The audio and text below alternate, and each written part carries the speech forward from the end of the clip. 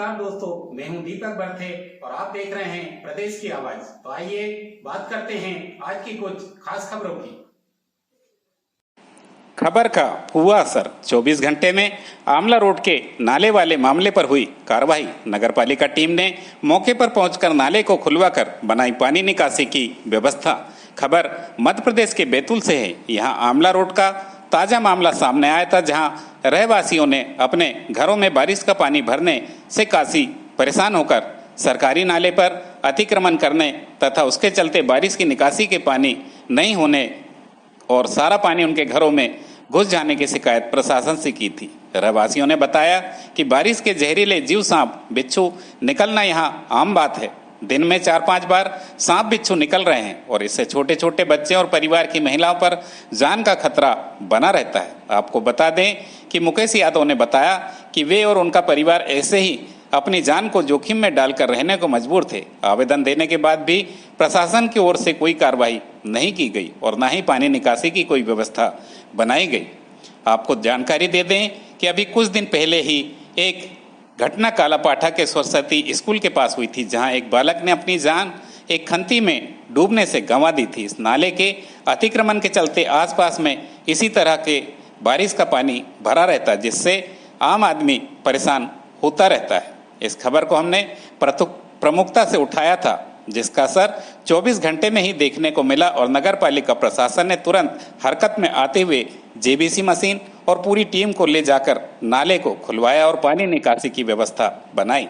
साथ ही रोड के बाजू से नाली बनाकर पानी के सुचारू रूप से नदी में जाने तक की व्यवस्था कर दी गई है। इससे परेशान रहवासियों ने ठीक होते देख उत्साह की लहर जागी और उन्होंने मीडिया को खबर प्रकाशन के लिए धन्यवाद प्रेरित किया। प्रदेश की आवाज के लिए बैतूल से नईम मामू की रिपोर्ट।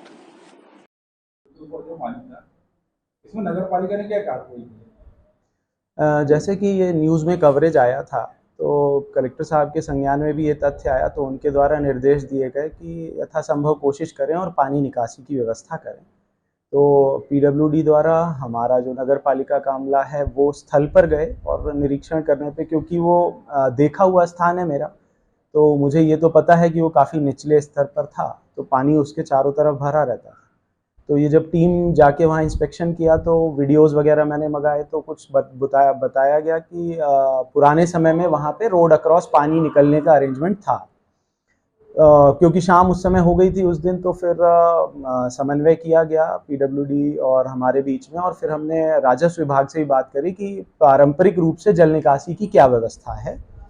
तो अगले दिन फिर सभी ने संयुक्त वहाँ पे स्थल पर जाकर निर्धारण किया कि कहाँ से पहले से पानी निकला करता था पूर्व के वर्षों में, और वहाँ पे कुछ लोगों द्वारा अनावश्यक ये कहा जा रहा था कि ये ज़मीनें उनकी हैं, जबकि जब पटवारी को हम लोगों ने सामने रखा तो वो निश्चित हुआ कि ये नाला ये था, नेचुरल ड्रेन किस तरफ था, और वो जगह उनके द्वारा बताई गई। तो हमारे अमले ने जल्दी उस जगह को खोदा और पूरा नाला वापस रीइंस्टेट किया गया और जल निकासी की व्यवस्था वहाँ पर की गई। तो बताया गया कि वो सरकारी नाला नहीं है, इसीलिए हमने केवल पीडब्ल्यूडी और इनको बुलाया था कि क्या है, जो पानी वहाँ पे दिख रहा है वो तो पर्याप्त है और वो बहुत लो लाइंग एरिया है, वो यहाँ अभी की समस्या नहीं है, वो हमेशा की समस्या है। और अगर वहाँ उस लो लाइंग एरिया में घर बनाया जाएगा तो ये समस्या रहेगी, क्योंकि वो जो रोड है पीडब्ल्यूडी की वो अक्रॉस काफ़ी बड़ी और चौड़ी और गहरी ऊंची रोड है, उसको किसी भी तरीके से तोड़ना संभव होगा नहीं, और नेचुरली वहाँ निकासी की कोई व्यवस्था है नहीं।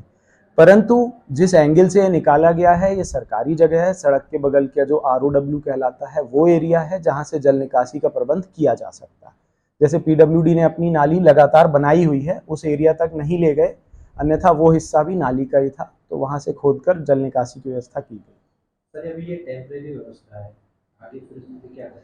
हमने इसमें तहसीलदार साहब को एक पत्र लिखने का निर्णय लिया है कि अगर वहाँ कोई पारंपरिक निकासी जल निकासी का नैसर्गिक स्थल रहा हो तो उसका चिन्हांकन हमको करके दे दें, तो हम वहाँ पे व्यवस्था बनाएंगे कि ऐसे दोबारा कभी स्थितियाँ उत्पन्न ना हो, पानी की व्यवस्था सुनिश्चित की जाएगी। तो इसमें भी कर लेंगे जो आपके कर्मचारियों द्वारा, जो नगर पालिका कर्मचारी उनके द्वारा अगर तक इसको लेकर हमने ज्ञापन भी दिया था और अभी तक